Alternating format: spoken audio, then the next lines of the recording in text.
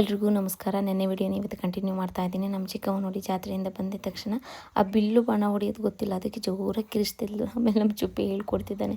ಪಾಪ ಕೈ ತುಂಬ ಬಳೆ ಹಾಕಿತ್ತು, ಇಷ್ಟಪಟ್ಟು ಎರಡು ಕೈಗೆ ಬೇಕು ಅಂತ ಹೇಳಿ ಹಾಕಿಸ್ಕೊಂಡು ಕೊನೆಗೆ ಆಟ ಆಡೋಕ್ಕೆ ಅದಕ್ಕೆ ಡಿಸ್ಟರ್ಬ್ ಆಗ್ತಿತ್ತು ಏನೋ. ಕೊನೆಗೆ ಎಲ್ಲನೂ ಬಿಚ್ಚಿಡ್ತು ಬಂದು ಅರ್ಧ ಗಂಟೆಗೆ. ಇದು ಜಾತ್ರೆನ ಮುಗಿಸ್ಕೊಬಂದು ನೆಕ್ಸ್ಟ್ ಡೇ ಭಾನುವಾರ ಬಾಡೂಟಕ್ಕೆ ರೆಡಿ ಆಗ್ತಾ ಇದೆ. ಚಿಕನ್ನು ಮಟನ್ ಎಲ್ಲ ತೊಗೊಬಂದರು. ಮೊದಲೆಲ್ಲ ನಾನು ಪಪ್ಪ ಶೋಪನ ಜೊತೆ ಸೇರಿಕೊಂಡಾಗ ಕ್ಲೀನ್ ಮಾಡೋದು ಕೋಳಿನ ಅದೆಲ್ಲ ನೋಡ್ತಾ ಕೂತ್ಕೊಳ್ತಿದ್ದೆ. ಕೊನೆಗೆ ಸ್ವಲ್ಪ ಏಜ್ ಆದಂಗೆ ನಾನು ಅವ್ರ ಜೊತೆ ಕಟ್ ಮಾಡೋಕ್ಕೆ ಕೂತ್ಕೊಳ್ತಿದ್ದೆ. ಮೊದಲು ರಾತ್ರಿ ಟೈಮು ಜಾಸ್ತಿ ಚಿಕನ್ ತಗೋರೋರು ಕೋಳಿನ, ಆ ಕೋಳಿ ಪುಕ್ಕ ಎಲ್ಲ ಬಿಸಿ ನೀರಿಗೆ ಹೆಜ್ಜಿ ಕೋಳಿನ ಪುಕ್ಕ ಎಲ್ಲ ತೆಗೆಯೋದು ಶೋಪನ ಜೊತೆ ಮಾಡ್ತಿದ್ದೆ. ಆಮೇಲೆ ನಾನು ಟಾರ್ಚ್ ಇಟ್ಕೊ ಕೂತ್ಕೊಳ್ತಿದ್ದೆ ರಾತ್ರಿ ಟೈಮೆಲ್ಲ. ಹೀಗೆ ಶೋಪ್ ಕ್ಲೀನ್ ಮಾಡುವಾಗ ಒಂದೊಂದು ಸರಿ ಕರೆಂಟ್ ಹೋಗೋದಲ್ವ ಆವಾಗ. ಈಗ ಅದೆಲ್ಲ ಇಲ್ಲವೇ ಇಲ್ಲ, ಕಾಲಕ್ರಮಣ ಮನೇಲಿ ಕ್ಲೀನ್ ಮಾಡೋದಿಲ್ವೇ ಇಲ್ಲ. ಇನ್ನು ಈಗ ಮಟನ್ ಎಲ್ಲ ತೊಗೊಬಂದಾಗ ಒಂದೊಂದು ಸರಿ ಕಟ್ ಮಾಡ್ತಾ ಇರ್ತಾರೆ, ನೋಡ್ತಾ ಇರ್ತೀನಿ. ಈಗ ನನ್ನ ಜಾಗಕ್ಕೆ ನಮ್ಮ ಚುಪ್ಪಿ ಬಂದು ಕೂತಿದ್ದಾನೆ. ಮಟನ್ ಕಟ್ ಮಾಡೋಕ್ಕೆ ಬರ್ತಾಯಿಲ್ಲ, ಇವತ್ತೇ ಫಸ್ಟ್ ಅನಿಸುತ್ತೆ ಅವ್ನು ಕೂತ್ಕೊಂಡಿರೋದು. ಅವನಿಗೆ ಕೈಗೆ ಏಟಾಗುತ್ತೆ ಅಂತ ಹೇಳ್ಬಿಟ್ಟು ಫೋರ್ಸೇ ಹಾಕ್ತಿಲ್ಲ, ನಿಧಾನಕ್ಕೆ ಜಾರಿಸ್ತಾ ಇದ್ದಾನೆ. ಇನ್ನು ಜಾತ್ರೆ ಆಟ ಸಾಮಾನಲ್ಲಿ ಆಟ ಆಡಬೇಕಲ್ಲ, ಕಿತ್ತಾಡೋದು ಹೊಡೆದಾಡೋದು ಅದು ಮಾಡ್ತಾ ಇದ್ದಾರೆ. ಬಿಲ್ಲು ಬಣ್ಣದಲ್ಲಿ ಹೊಡೆಯೋದಿಲ್ಲ. ಅಲ್ಲೇ ಹೋಗಿ ಹೊಡೆದು ಬರ್ಬೋದಪ್ಪ, ಅದಕ್ಕೆ ಬಿಲ್ಲು ಬಣ್ಣ ಯಾಕೆ ಅಷ್ಟು ದೂರ ಹೋಗಿ ಹೊಡಿಯೋಕ್ಕೆ ಎಲ್ಲ ಮಾಡ್ಕೊಂಡು ಬರ್ತಾರೆ. ನನಗೆ ದುಃಖ ಹೊಡೋತಲ್ಲ ನೋಡಿ ನಮ್ಮ ಚಿಕ್ಕ ಅಡ್ಡಕ್ಕೆ ನಿಂತಿರ್ತಾರೆ.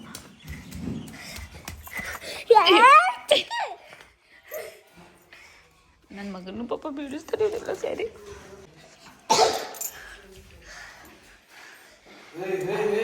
ನನ್ನ ಮಗಳು ಆ ಥರ ಎಲ್ಲ ಜೋರಾಗಿ ಓಡಾಡೋದು, ನೆಗೆಯೋದು, ಜಂಪ್ ಮಾಡೋದು ಆ ಥರ ಕೆಲಸಕ್ಕೆಲ್ಲ ಹೋಗಲ್ಲ.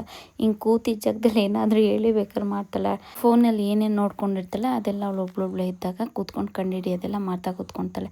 ಅದ್ರ ನಟ್ಟು ಬೋಲ್ಟು ಬಿಚ್ಚಿಬಿಟ್ಟು ಇದಕ್ಕೆ ಹಾಕೋದು, ಇದ್ರದ್ದು ಬಿಚ್ಚಿ ಅದಕ್ಕೆ ಹಾಕೋದು, ಏನಾದರೂ ಒಂದು ಮಾಡ್ತಾ ಇರುತ್ತೆ ಕೂತ್ಕೊಂಡು. ತೆಗ್ದಿಟ್ರು ಎಲ್ಲ ತೆಗ್ದಿಟ್ರು. ಇನ್ನು ಕಾಫಿ ಕೆಲಸ ಎಲ್ಲ ಮುಗಿತಲ್ಲ, ಇನ್ನು ತೋಟದ ಕೆಲಸ ಸ್ಟಾರ್ಟ್ ಆಗ್ತದೆ ಕರೆಕ್ಟ್ ಟೈಮಿಗೆ. ಈಗ ಮಳೆ ಎಲ್ಲ ಆಗಬೇಕಷ್ಟೇ. ಅದಕ್ಕೂ ಮುಂಚೆನೇ ಏನಿದ್ರು ಈ ವರ್ಷದ್ದು ಏನೇ ಬೆಳೆ ಏನೇ ಕೆಲಸ ಗೊಬ್ಬರ ಗೂಡು ಹಾಕಬೇಕು ಅಂದರೆ ಮುಂಚೆನೇ ನಮ್ಮ ಪಪ್ಪ ಒಂದ್ಸರಿ ಸಾಯಿಲ್ ಟೆಸ್ಟ್ ಮಾಡಿಸ್ತಾರೆ. ಅಂದರೆ ಮಣ್ಣಿನ ಪರೀಕ್ಷೆ ಅಂತ. ವ್ಯವಸಾಯದಲ್ಲಿ ಆಸಕ್ತಿ ಇದ್ದವರು ಅಥವಾ ಏನಾದ್ರು ಬೆಳೆ ಬೆಳಿಬೇಕು ಅಂತ ಅಂದ್ಕೊಂಡಿರ್ತಾರಲ್ಲ, ಅವ್ರು ಫಸ್ಟು ಮಣ್ಣನ್ನು ಗುಣಮಟ್ಟ ಹೇಗಿದೆ ಅಂತ ಫಸ್ಟು ಪರೀಕ್ಷೆ ಮಾಡಿಸ್ಬೇಕು. ಈಗ ನಮ್ಮ ಪಪ್ಪ ಆದರೂ ಅಷ್ಟೇ ವರ್ಷಕ್ಕೊಂದ್ಸರಿ ಈ ಥರ ಮಣ್ಣು ತಗೊಂಡೋಗಿ ನಮ್ಮ ತೋಟ ನಮ್ಮ ಜಮೀನು ಅಂದರೆ ನಾವು ಯಾವ ತೋಟದಲ್ಲಿ ಬೆಳೆ ಬೆಳಿಬೇಕು ಅಂತ ಅಂದ್ಕೊಂಡಿರ್ತೀವಿ ಆ ತೋಟದಲ್ಲಿ ಮಣ್ಣು ತಗೊಂಡೋಗಿ ನಮ್ಮ ಊರುಗಳಿಗೆ ಹತ್ರ ಆಗಿರೋ ಕೃಷಿ ಇಲಾಖೆಗೆ ಹೋಗಿ ಮಣ್ಣು ಟೆಸ್ಟಿಗೆ ಕೊಡಬೇಕಾಗ್ತದೆ. ಮಣ್ಣು ಟೆಸ್ಟ್ ಮಾಡಿಸ್ತೀವಿ ಅಂತ ಹೇಳ್ಬಿಟ್ಟು ಒಂದಿಡೀ ಮಣ್ಣು ತಗೊಂಡೋಗಿ ಟೆಸ್ಟ್ ಮಾಡಿಸೋದಲ್ಲ. ಯಾಕಂದರೆ ನಾನು ಹಾಗೆ ಅಂದ್ಕೊಂಡಿದ್ದೆ, ನಾನು ಇಷ್ಟು ದಿನ ಗೊತ್ತಿರಲಿಲ್ಲ. ಪಪ್ಪನ ಜೊತೆ ಒಂದೊಂದು ಸರಿ ಅವರು ಸಾಯಿಲ್ ಟೆಸ್ಟಿಗೆ ಕೊಟ್ಟಿರೋರು ಕೃಷಿ ಇಲಾಖೆಗೆ ಒಂದೊಂದು ಸರಿ ನಾನೇ ಅವೆಲ್ಲ ರಿಪೋರ್ಟ್ ಎಲ್ಲ ತೊಗೊಬಂದಿದ್ದೀನಿ.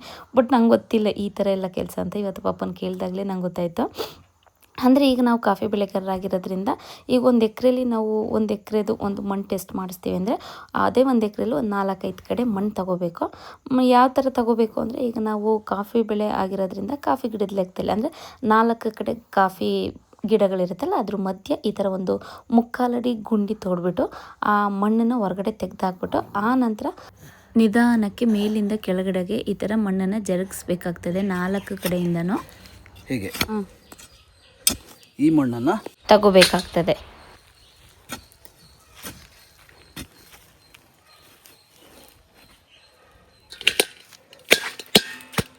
ಇಂಥದ್ದು 4 ಕಡೆ ತಗೋಬೇಕು. Okay okay. ಹಾಂ, ಇದು ಮುಚ್ಚಿಬಿಡ್ಬೇಕು. ಹಾಂ. ಈಗ ನೋಡಿ ಪಪ್ಪ ತಗೊಂಡ್ರಲ್ಲ ಮಣ್ಣು ಆ ಥರ ಇದೇ ಥರ ಒಂದು 4-5 ಕಡೆ ತಗೋಬೇಕಾಗುತ್ತೆ 1 ಎಕರೆ ಜಮೀನಲ್ಲಿ. ಈಗ 4-5 ಕಡೆ ತಗೊಂಡಾಗ ಒಂದು 2-3.5 kg ಅಷ್ಟು ಮಣ್ಣು ಸಿಗುತ್ತೆ. ಈ 3.5 kgನ ಮತ್ತೆ ಸ್ವಲ್ಪ ಫಿಲ್ಟ್ರ್ ಮಾಡಿ ಒಂದು ಅರ್ಧ kg ತಗೋಬೇಕಾಗ್ತದೆ. ಈಗ ಪಪ್ಪ ನೋಡಿ ಈಗ 2.5 kgಲಿ ಮತ್ತು ಇನ್ನೊಂದು ಅರ್ಧ kg ಆಗೋಷ್ಟು ಮಾತ್ರ ಮಣ್ಣು ತಗೊಳ್ತಾರೆ. ಅದನ್ನು ಯಾವ ಥರ ಫಿಲ್ಟ್ರ್ ಮಾಡಿ ತಗೊಳ್ತಾರೆ ಅಂತ ನೋಡೋಣ ಬನ್ನಿ.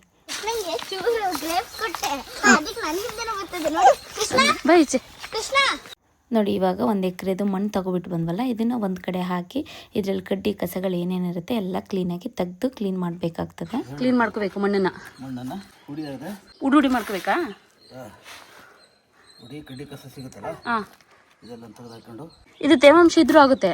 ಸ್ವಲ್ಪ ನೆರಳಿಗೆ ಹಾಂ ಒಣಗಿಸ್ಬೇಕು, ಬಿಸಿಲಲ್ಲಿ ಒಣಗಿಸ್ಬಾರ್ದು. ಹಾಂ ಹಾಂ ಹಾಂ. ಮಣ್ಣನ್ನು ಈ ಥರ ಅಗಲ ಮಾಡ್ಕೋಬೇಕು. ಆಮೇಲೆ ಇದನ್ನು 4 ಭಾಗ ಮಾಡಬೇಕಂತೆ. ಹಾಂ, ಹೀಗೆ. ಓಕೆ. ಹಾಂ ಹಾಂ, ಇದಕ್ಕೆ ನಂಬರ್ ಕೊಟ್ಕೋಬೇಕು. ಹಾಂ, ಅಂದರೆ 1, 2, 3, 4 ಅಂತ ನಮಗೆ ಅರ್ಥ ಆಗೋ ರೀತಿಯಲ್ಲಿ ನಂಬರ್ ಕೊಡ್ಕೋಬೇಕಾಗ್ತದೆ. ಒಂದು ಭಾಗ ತೆಗೆದುಬಿಡೋಣ. ಹಾಂ, ಹೀಗೆ ಅಪೋಸಿಟ್. ಅಪೋಸಿಟ್. ಹಾಂ, ತೆಗೆದಾಕಬೇಕಾಗುತ್ತೆ ಕಂಪ್ಲೀಟಾಗಿ. ಇನ್ನು 2 ವಿರುದ್ಧ ದಿಕ್ಕಿದ್ದು ಉಳ್ಕೊಂಡಿರುತ್ತಲ್ಲ ಅವೆರಡನ್ನು ಮಿಕ್ಸ್ ಮಾಡ್ಕೋಬೇಕು. ಇದು ಮತ್ತೆ ಹರಡ್ಕೋಬೇಕು. ಹಾಂ, ಮತ್ತೆ ಇದು ಬೇರೆ ಇದು ವೇಸ್ಟ್, ಇದು ಆಚೆ ಈಚೆ ಬೇಡ. ಮತ್ತೆ ಇದು ಆಪೋಸಿಟ್ ಸೈಡ್ ಏನಿತ್ತು ಅದನ್ನು ಮತ್ತೆ ಒಂದು ಮಾಡಿಕೊಂಡು ಮತ್ತೆ ಈ ಥರ ಅಗಲವಾಗಿ ಆಗ್ಬೋದು. ಮಾಡ್ಕೋಬೇಕು. ಆಯ್ತಾ? ಮತ್ತೆ ಇದರಲ್ಲಿ 4 ಭಾಗ. ಓಹೋ, ಹಾಂ ಹೀಗೆ. ಹಾಂ ಮತ್ತೆ ಇದರಲ್ಲಿ ಆಪೋಸಿಟ್ಟು. ಹಾಂ, ಮತ್ತೆ 4 ಭಾಗ ಮಾಡಿಕೊಂಡು ನಮಗೆ ಗೊತ್ತಾಗೋ ರೀತಿಲಿ ನಂಬರ್ ಕೊಟ್ಕೊಬೇಕು. ಮತ್ತು ಅಪೋಸಿಟ್ 2 ಸೈಡನ್ನು ತೆಗೆದಾಕ್ಬಿಟ್ಟು ಇನ್ನು ಉಳಿದಿದ್ದ 2 ಅಪೋಸಿಟ್ ಸೈಡನ್ನ ಮತ್ತೆ ಮಿಕ್ಸ್ ಮಾಡಿ ಇಟ್ಕೋಬೇಕಾಗ್ತದೆ. ಇಷ್ಟನ್ನು ಟೇಸ್ಟ್ ತೊಗೊಂಡು ಹೋಗ್ಬೇಕು. ಹಾಂ, ಎಲ್ಲ ಕಡೆ ಇದು 1 ಎಕರೆಲ್ಲಿ ಒಂದು 4 ಕಡೆ ತಗೊಂಡಿಟ್ಟು 4ನ್ನ ಒಟ್ಟಿಗೆ ಸೇರಿಸ್ಕೊಂಡಾಗ ಒಂದು kg 2 kg ಅಷ್ಟು ಬರುತ್ತೆ. ಬಟ್ ಅಷ್ಟು ಬೇಕಾಗಲ್ಲ. ಎಲ್ಲ ಅದರಿಂದ ಸೇರಿ ಒಂದು ಅರ್ಧ kg ಅಷ್ಟು ಬರೋ ಅಷ್ಟು ಮಾಡ್ಕೊಂಡು ತುಂಬ್ಕೊ ಹೋಗೋದು ಪ್ಲಾಸ್ಟಿಕ್ಕಿಗೆ ಹಾಕೊಂಡು ಅಲ್ವಾ. ಹಾಂ, ಈಗ ನಮ್ಮ ಡ್ಯಾಡಿ ಇದನ್ನು ತಗೊಂಡು ಹೋಗ್ತಾ ಇದ್ದಾರೆ. ಈಗ ನಾವು 1 ಎಕರೆ ಜಮೀನಲ್ಲಿ ಈಗ ಒಂದು 4 ಕಡೆ ಮಣ್ಣು ತೊಗೊಂಡ್ಬಿಟ್ಟು ಒಂದು 3-4 kg ಅಷ್ಟು ಅದರಲ್ಲಿ ಫಿಲ್ಟ್ರ್ ಮಾಡಿ ಒಂದು ಅರ್ಧ kg ತೊಗೊಂಡು. ಆದರೆ ಕೆಲವರಿಗೆ ಒಂದೇ ಜಾಗದಲ್ಲಿ 10 ಎಕರೆ ಇರುತ್ತೆ. ಗುಂಡಿಗಳನ್ನ ಜಾಸ್ತಿ ತೆಗೆದು ಇನ್ನೊಂದು ಸ್ವಲ್ಪ ಮಣ್ಣನ್ನು ಜಾಸ್ತಿ ತೆಗೆದು ಆಮೇಲೆ ಫಿಲ್ಟ್ರ್ ಮಾಡಿಕೊಂಡು ಸ್ವಲ್ಪ ಮಣ್ಣು ತಗೊಂಡು ಹೋಗ್ಬೋದು. ಬಟ್ ಅದೇ 10 ಎಕರೆ ಈಗ ಬೇರೆ ಬೇರೆ ಊರಲ್ಲೇ ಇದ್ಬಿಟ್ರೆ ಬಟ್ ಎಲ್ಲ ಮಣ್ಣನ್ನು ಒಟ್ಟಿಗೆ ಹಾಕೋಕ್ಕಾಗಲ್ಲ. ಎಲ್ಲನೂ ಸಪ್ರೇಟಾಗಿ ಒಂದೊಂದು ಜಾಗದಿಂದ ತಗೊಬಂದಿದ್ದ ಮಣ್ಣನ್ನು ಸಪ್ರೇಟಾಗಿ ನಾವು ಈ ಥರ ಡಿವೈಡ್ ಮಾಡಬೇಕಾಗತ್ತೆ. ಒಂದೊಂದು ಮಣ್ಣಿನ ಗುಣಮಟ್ಟ ಬೇರೆ ಇರುತ್ತಲ್ಲ. ಸೊ ಹಾಗಾಗಿ ಈಗ ನಮ್ಮ ತೋಟಗಳು ಎಲ್ಲ ಒಂದೇ ಕಡೆ ಇಲ್ಲ, 4-5 ಕಡೆ ನಮ್ಮದು ತೋಟ ಇರೋದ್ರಿಂದ 4 ಊರಲ್ಲೂ 4 ಕಡೆ ತೋಟ ಇರೋದ್ರಿಂದ ಎಲ್ಲ ಮಣ್ಣುಗಳನ್ನು ಸಪ್ರೇಟಾಗಿ 4-5 ಟೆಸ್ಟ್ ನಮ್ಮ ಪಪ್ಪ ಮಾಡಿಸ್ಬೇಕಾಗುತ್ತೆ. ಹಾಗೆ ಇವತ್ತು ಕೂಡ ಮನೆ ಹತ್ತಿರ ಇರೋ ಒಂದು ಮಣ್ಣು ತಗೊಂಡೋದ್ರು. ಮತ್ತು ಗದ್ದೆ ತೋಟ ಅಂತ ಒಂದಿದೆ, ಅಲ್ಲೇ ಸಪ್ರೇಟ್ ಬೇರೆ ಮಣ್ಣು ತಗೊಂಡೋದ್ರು ಟೆಸ್ಟಿಗೆ. ಈಗ ಮಣ್ಣು ಟೆಸ್ಟ್ ಮಾಡಿಸಿದ್ರೆ ಏನು ಉಪಯೋಗ ಅಂದರೆ ಈಗ ಮಣ್ಣಲ್ಲಿ ಒಳ್ಳೆ ಫಲವತ್ತತೆ ಇಲ್ಲ ಅಂದರೆ ನಾವು ಅದಕ್ಕೆ ಏನೇ ಗೊಬ್ಬರ ಗೂಡು ಹಾಕಿದರೂ ಕೂಡ ನಾವು ಅಂದ್ಕೊಂಡಷ್ಟು ಇಳುವರಿ ಸಿಗಲ್ಲ. ಸೊ ಹಾಗಾಗಿ ನಾವು ಅಂದ್ಕೊಂಡಂಗೆ ಇಳುವರಿ ಸಿಗಬೇಕು ಅಂದರೆ ಫಸ್ಟ್ ಮಣ್ಣು ಟೆಸ್ಟ್ ಮಾಡಿಸ್ಬೇಕು. ಮಣ್ಣಲ್ಲಿ ಏನಾದ್ರು ಕೊರತೆ ಇದ್ದರೆ ಆ ರಿಪೋರ್ಟಲ್ಲಿ ಗೊತ್ತಾಗ್ಬಿಡುತ್ತೆ. ಅವಾಗ ಏನಾದರೂ ಸುಣ್ಣ ಹಾಕಬೇಕು ಅಂತ ಹೇಳ್ತಾರೆ. ತೋಟಕ್ಕೆ ಸುಣ್ಣ ಎಲ್ಲ ಹಾಕಬೇಕಾಗುತ್ತೆ. ಚೆನ್ನಾಗಿ ಮಳೆ ಬಿದ್ದರೆ ಚೆನ್ನಾಗಿ ಹದ ಆಗುತ್ತೆ. ಅಂದರೆ 2 ಮಿಕ್ಸ್ ಆಗುತ್ತೆ. ಮಣ್ಣಾಗಲಿ ಆ ಸುಣ್ಣ ಆಗಲಿ 2 ಚೆನ್ನಾಗಿ ಮಿಕ್ಸ್ ಆಗುತ್ತೆ. ಅವೆರಡು ಮಿಕ್ಸ್ ಆಗಾದ್ಮೇಲೆ ಈಗ ನಾವೇನಾದ್ರು ಬೆಳೆ ಬೆಳಿಬೇಕು ಅಂದಾಗ ಅದ್ರ ತಕ್ಕನಾಗಿ ಏನಾದರೂ ಗೊಬ್ಬರ ಹಾಕ್ತೀವಲ್ಲ ಆ ಗೊಬ್ಬರ ಹಾಕಿದಾಗ ಚೆನ್ನಾಗಿ ಮಣ್ಣು ಹಿಡಿಯುತ್ತೆ. ಆವಾಗ ನಮಗೆ ಬೇಕಾದ ಬೆಳೆಯಲ್ಲಿ ನಮಗೆ ಅಂದ್ಕೊಂಡಾಗೆ ಇಳುವರಿ ಸಿಗುತ್ತೆ. ಸೊ ಹಾಗಾಗಿ ಮಣ್ಣು ಟೆಸ್ಟ್ ಮಾಡಿಸ್ತಾರೆ. ಪಪ್ಪ ಕಾಫಿ ಎಲ್ಲ ಸೇಲ್ ಮಾಡ್ತಾ ಇದ್ದಾರೆ. ಈ ವರ್ಷ ಕಾಫಿ ರೇಟ್ ಕೂಡ ತುಂಬಾ ಚೆನ್ನಾಗಿದೆ. ಒಂದು ಚೀಲಕ್ಕೆ 30,000 ರೂಪಾಯಿ. ಇದು ಇಷ್ಟು ವರ್ಷದಲ್ಲಿ ನನಗೆ ಗೊತ್ತಿರೋ ಹಾಗೆ ಬಂದಿರಲಿಲ್ಲ. ಇದೇ ಫಸ್ಟ್ ಟೈಮ್ ಬಂದಿರೋದು. ಏನೋ ಒಂಥರ ಖುಷಿ ಅಲ್ವಾ ರೈತರಿಗೆ. ನಮ್ಮ ಪಪ್ಪಂಗೆ ಖುಷಿ ಆದರೆ ನಮಗೂ ಖುಷಿನೇ. ಹಾಗೆ ನಾನು ಅಬ್ಸರ್ವ್ ಮಾಡಿದಾಗೆ ಗೋಲ್ಡ್ ರೇಟ್ ಜಾಸ್ತಿ ಆದರೆ ಕಾಫಿ ರೇಟ್ ಕೂಡ ಜಾಸ್ತಿ ಆಗುತ್ತೆ. ಅದು ಕಡಿಮೆ ಆದರೆ ಇದು ಕಡಿಮೆ ಆಗುತ್ತೆ ಅನಿಸುತ್ತೆ. ಯಾಕಂದರೆ ಈ ಸರಿ ನನಗೆ ಆ ವ್ಯತ್ಯಾಸ ಕಾಣಿಸ್ತು. ಹಾಗಾಗಿ ಪಪ್ಪ ಕಾಫಿ ಕೊಡ್ತಾ ಇದ್ದಾರಲ್ವ, ನಾವು ಯಾವಾಗಲೂ ಒಂದೇ ಸರಿಗೆ ಕೊಟ್ಬಿಡಲ್ಲ. ಎಲ್ಲನೂ ಸ್ವಲ್ಪ ರೇಟ್ ನೋಡ್ಕೊಂಡು ಕೊಡ್ತೀವಿ. ಅಂದರೆ ಇನ್ನೂ ಒಂದು ಸ್ವಲ್ಪ ಜಾಸ್ತಿ ಆಗ್ಬೋದೇನೋ ಅಂತ ಒಂದು ಆಸೆಗೆ. ಒಂದೊಂದು ಸರಿ ಕಡಿಮೆನೂ ಕೂಡ ಆಗುತ್ತೆ, ಒಂದೊಂದು ಸರಿ ಜಾಸ್ತಿ ಕೂಡ ಆಗಿದೆ. ಮಾತಾಡ್ತಾ ಟಾಪಿಕ್ ಚೇಂಜ್ ಆಗಿಬಿಡ್ತು. ಅಂದರೆ ಇವಾಗ ನಾನಲ್ಲಿ ಕಾಫಿ ಬೆಳೆಯಲ್ಲೇ ಹಾಕಿ ನೋಡ್ತಾ ಇದ್ನಲ್ಲ, ಅದೇನು ವಿಷಯ ಅಂದರೆ ಈಗ ಕಾಫಿ ಬೆಳೆನ ತುಂಬ ಒಣಗಿಸೋಕ್ಕೂ ಇಲ್ಲ, ಒಣಗಿಸ್ದಲೇ ಇರಾಗಿಲ್ಲ, ಅದುವಾಗ ಒಣಗಿಸ್ಬೇಕು. ಸೊ ಹಾಗಾಗಿ ಚೆನ್ನಾಗಿ ಒಣಗಿಸಿದ್ಯಾ ಅಥವಾ ಇನ್ನೂ ಒಣಗಿಸ್ಬೇಕಂತ ಇಲ್ಲಿ ಚೆಕ್ ಮಾಡ್ತಾರೆ. 8.5 ಡಬಲ್ ಮಾಡ್ತಾರೆ. ಈಗ 16 ಅಲ್ಲಿಗೆ 16 ಬರುತ್ತೆ. ಅವರು ಇದನ್ನ 6 ತಗೋತಾರೆ, 6 ಪಾಯಿಂಟ್ ತಗೋತಾರೆ. 6 ಅಂದ್ರೆ 12 ಆಗುತ್ತೆ. ಏನೋ ನಂಗೆ ಅದು ಅರ್ಥ ಆಗಲಿಲ್ಲ. ಒಂದೊಂದ್ಸರಿ ಪಪ್ಪ ಇಲ್ದಾಗ ಅದ್ರ ನೋಡ್ಕೊಂಡಿರ್ತೀನಿ, ಅದೇ ಹೇಳ್ತೀನಿ ಇಷ್ಟು ಬಂತು ಅಂತ ಹೇಳ್ಬಿಟ್ಟು. ಮಗಳ ಬಾಯ್ಲಿ ಹೋಗಿ ನಮ್ಮ ಕರುನಲ್ಲಿ ಕಟ್ಟಾಕಿದ್ವಿ. ಬಾ ನೋಡಿ, ನನ್ನ ಮಗಳು ನಮ್ಮನೆ ಕರುನ ಹೊರಗಡೆ ಕಟ್ಟಿದ್ದೀವಿ. ಅಲ್ಲಿಗೆ ಹೋಗ್ಬಿಟ್ಟು ದ್ರಾಕ್ಷಿ ಹಣ್ಣು ತಿನ್ನಿಸ್ಬಿಟ್ಟು ಅದು ಪೋರ್ಕ್ ಸ್ಪೂನಲ್ಲಿ ಗ್ರೇಪ್ಸ್ ಎಲ್ಲ ತಿನ್ನಿಸಿ ಇವಳೊಂದು 4 ತಿನ್ಕೊಂಡ್ಲಿ ಅಂತ ಕೈಯಲ್ಲಿ. ಅದಕ್ಕೆ ಪೋರ್ಕ್ ಕೊಟ್ಟಂತೆ ಮಗಳು. ಅದಕ್ಕೆ ಮೂತಿ ಮುಚ್ಚಡಿಗೆ ಚುಚ್ಕೊಂಡಿದ್ರೆ ನಿಂಗೆ ಗೊತ್ತಾಗುತ್ತೆ ಮಗಳು. ಅವು ಒಂದೇ ಸರಿಗೆ ಅವು ಸ್ವಲ್ಪ ರಫ್ ಅಲ್ವಾ, ಅವಕ್ಕೇನು ತುದಿಲೇ ತಗೋಬೇಕು ಅಂತ ಗೊತ್ತಾಗುತ್ತಾ? ಏನೋ ಕೊಡ್ತಾ ಇದ್ದಲ್ಲ ಅಕ್ಕ ಅಂದ್ಬಿಟ್ಟು ಇಡೀ ಇದೇ ಸ್ಪೂನಿಗೆ ಬಾಯಿ ಆಗ್ತದೆ. ಚುಚ್ಕೊಂತ ನಾಲ್ಗೆಗೆ ಮತ್ತೆ ಪಾಪ ಗೊತ್ತಾಗಲ್ಲ ಅವಕ್ಕೆ. ನೋಡಿ ತಿನ್ನಿಸ್ಬಿಟ್ಟು ಬಂದಿದ್ದೆ ಮನೆ ಹಣ್ಣು ತಗೊಂಡೋಗಿ. ಬಾ ನಾನೆಲ್ಲ ಇವಳು ತಿನ್ನಕ್ಕೆ ತಗೊಂಡು ಕೂತುಂಟೆಲ್ಲ ಪರವಾಗಿಲ್ವೇ, ಫೋನ್ ನೋಡೋದು ಬಿಟ್ಬಿಟ್ಟು ಅಂತ ಅನ್ಕೊಂತಿದ್ದೆ. ಬಾಗ್ಲಾಕು. ಓಹೋ, ಮುಂಚೆಲ್ಲ ನಮ್ದು ಜಡೆ ಅಣ್ಕ ಹೋದ್ರೆ ಕೂದಲು, ರಬ್ಬರ್ ಬ್ಯಾಂಡು, ಹೂವು ಎಲ್ಲ ಎಳ್ಕೊಂಡ್ ತಿನ್ಕೊಳ್ಳವು. ಕರು ಕುರಿ ಎಲ್ಲ ಇಲ್ಲ, ಪಕ್ಕದ ಮನೇಲಿ ಇತ್ತು ಅವಾಗ ತುಂಬಾ ಕುರಿ ಮರಿಗಳಿದ್ದ. ಬೈಚೆ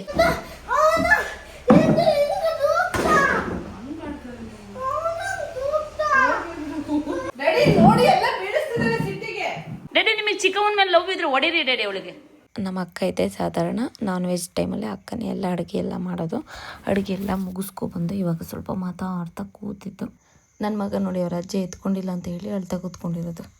ಏನೇನು ಅಡುಗೆ ಮಾಡಿಲ್ಲ ಅಂತ ಹೇಳ್ಬಿಟ್ಟು ಮರ್ತು ಹೋಗ್ಬಿಟ್ಟಿದೆ. ಜಾತ್ರೆಗೆ 15-20 ದಿನ ಆಗೋಕ್ಕಾಗಿದೆ.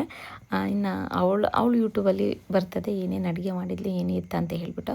ಅವಳಿಗೆ ಸ್ವಲ್ಪ ಹುಷಾರಿಲ್ಲ, ಸೊ ಹಾಗಾಗಿ ವಿಡಿಯೋ ಎಲ್ಲ ಎಡಿಟ್ ಮಾಡೋಕ್ಕಾಗಿಲ್ಲ. ಹಾಗೆ ಇವರು ಸುಪ್ರಿಯಾ ಅಂತ ಹೇಳಿಬಿಟ್ಟು ಇವರು ಕೂಡ ಯೂಟ್ಯೂಬರೇ, ಅಂದರೆ ನನ್ನ ಫ್ರೆಂಡ್ ರಿಲೇಟಿವ್ ಇವರು. ಹಾಗೆ ಅವ್ರ ಮನೆಗೆ ಬಂದಿದ್ರಲ್ಲ, ನಮ್ಮನ್ನು ಮಾತಾಡ್ಸ್ಕೊಂಡು ಹೋಗೋಣ ಅಂತ ಬಂದಿದ್ರು. ತುಂಬಾ ಖುಷಿ ಆಯಿತು. ಪಾಪನು ಕೂಡ ತುಂಬ ಮುದ್ದಾಗಿ ಮಾತಾಡಿಕೊಂಡು ಕೀಟ್ಲೆ ಮಾಡ್ಕೊಂಡಿತ್ತು. ಇದು ಕೂಡ ಫಸ್ಟ್ ಟೈಮ್ ಬಂದಿದ್ದು ನಮ್ಮ ಮನೆಗೆ. ನನ್ನ ವಿಡಿಯೋ ಮಾಡಿ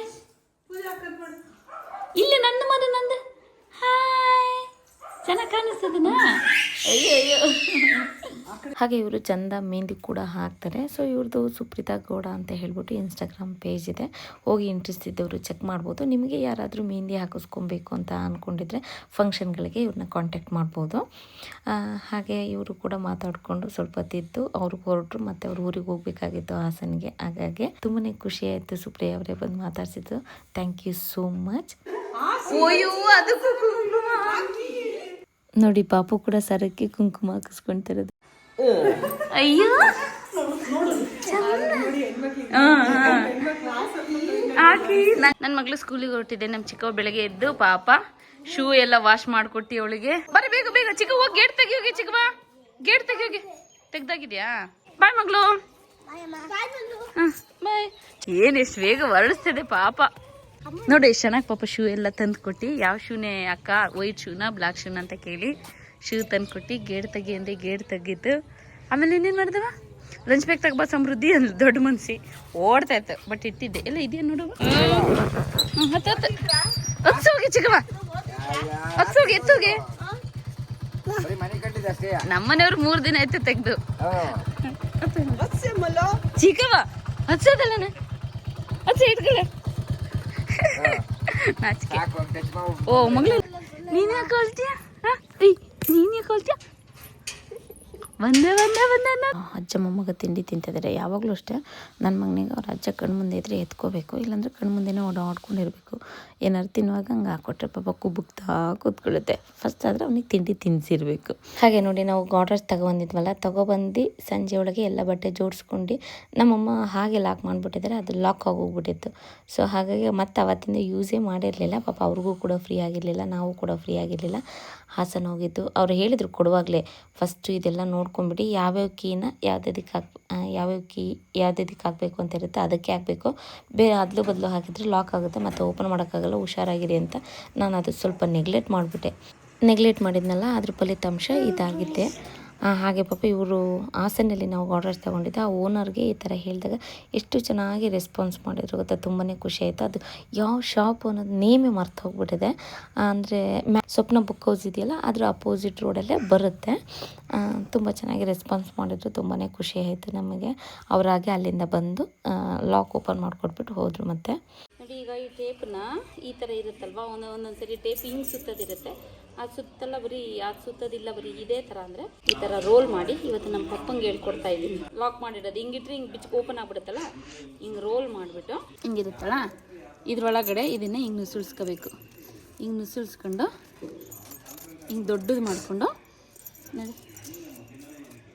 ಹಿಂಗೆ ಮಾಡಿಕೊಂಡು ಹಿಂಗೆ ಉಲ್ಟ ಹೊಡಿಬೇಕು. ಹಿಂಗೆ ಹಾಕಿದರೆ ನೋಡಿ ಈಗ ಲೂಸ್ ಇರುತ್ತಲ್ಲ, ಇದು ಟೈಟ್ ಮಾಡೋದು ಲಾಕ್. ಹಂಗೆ ನಮ್ಮ ಡ್ಯಾಡಿಗೆ ಶಾಕ್ ಆಯಿತು. ಮದ್ದಿನ ಅದು ಹಂಗೆ ತೆಗಿವಾಗ ಹಂಗೆ ತಕ್ಕೊಳ್ಳೋದಷ್ಟೇ. ಈ ಥರ ಇದ್ದರೆ ನೋಡಿ ಇದು ಬಿಚ್ಚು ಹೋಗಲ್ಲ. ಹಾಂ, ನಾವು ಬೇಕು ಅಂದಾಗ ಇದು ಹಿಂಗೆ ಲೂಸ್ ಮಾಡ್ಕೊಳ್ಳೋದು ಅಷ್ಟೇ. ಇದು ಇನ್ನೂ ಟೈಟ್ ಹಿಂಗೆ ಮಾಡ್ಕೊಂಡ್ರೆ ಲೂಸ್ ಆಗುತ್ತೆ, ಹಿಂಗೆ ಮಾಡ್ಕೊಂಡ್ರೆ ಇನ್ನೂ ಟೈಟ್ ಹಂಗೆ ಲೂಸ್. ಹಾಂ ಈ ಥರ ಟೈಟಾಗಿ ಕೂತ್ಕೊಳ್ತೆ. ಇಷ್ಟೇ. ಫುಲ್ ಕಾಫಿ ಬೆಳೆ ಸೀಸನ್ ಮುಗೀತು ಈ ವರ್ಷದ್ದು.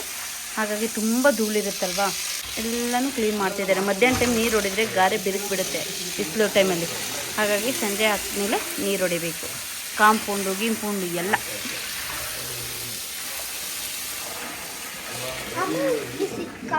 ನೋಡಿ ಮಧ್ಯರಾತ್ರಿ ನನ್ನ ಮಗ ಎಲ್ಲೆಲ್ಲೋ ಹೋಗಿ ಮಲಗಿರುತ್ತೆ. ಶೆಕೆ ಅಲ್ವಾ, ಹಾಗೆ ಉಳ್ಳಾಡ್ಕೊಂಡು ಹೋಗಿರುತ್ತೆ ಎಲ್ಲ ಕಡೆ.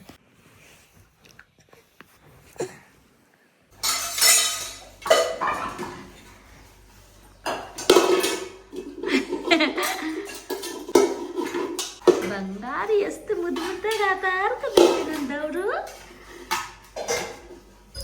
ಮಕ್ಳು ಈ ಥರ ಪಾತ್ರೆ ಎಲ್ಲ ಇಟ್ಕೊಂಡು ಆಟ ಆಡೋದು ನೋಡೋದಕ್ಕೆ ಇಷ್ಟು ಚಂದ ಅಲ್ವಾ. ಹಾಗಾಗಿ ನನ್ನ ಮಗ ಆಟ ಆಡ್ತಾ ಇದ್ದ, ಇನ್ನೂ ಒಂಥರ ಖುಷಿ ಆಯಿತು. ಹಾಗಾಗಿ ವಿಡಿಯೋ ಮಾಡಿ ಇಟ್ಕೊಳ್ಳೋಣ ಅಂತ ಹೇಳಿ ಮಾಡ್ಕೊತಾ ಇದ್ದೀನಿ.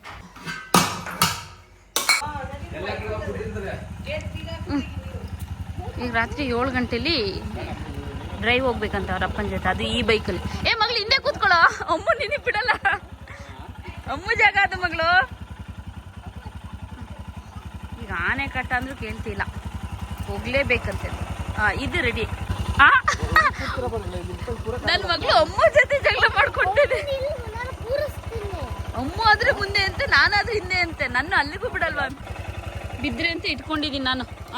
ಓಕೆನಾ ರೀ? ಜೋಪಾನ ತಡೀರಿ ರೀ, ಜೋಪಾನದೇ. ಸುಭಾಷ್ ಮೊಮ್ಮನೆ ಮನೆಯಿಂದ ಮುಂದಕ್ಕೆ ಹೋಗ್ಬಿಡಿ. ನಮ್ಮಮ್ಮ ನೋಡಿ, ಅದು ಕೂಡ ಇಕ್ಕಟ್ಟಾಗಿ ಕೂತ್ಕೋಬೇಕಾ? ಜೋಪಾನ ರೀ. ಕೊಂಡ್ರುವ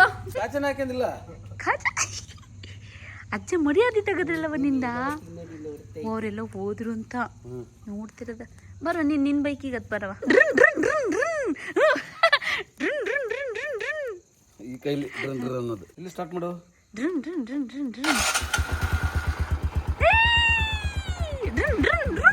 ಮುಂದಲ್ಲ ಹಿಂಗೆ.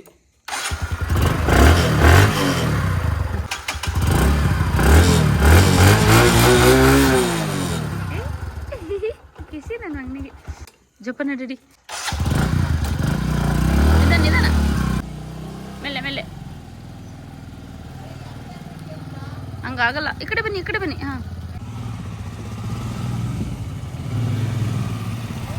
ನಿಧಾನ.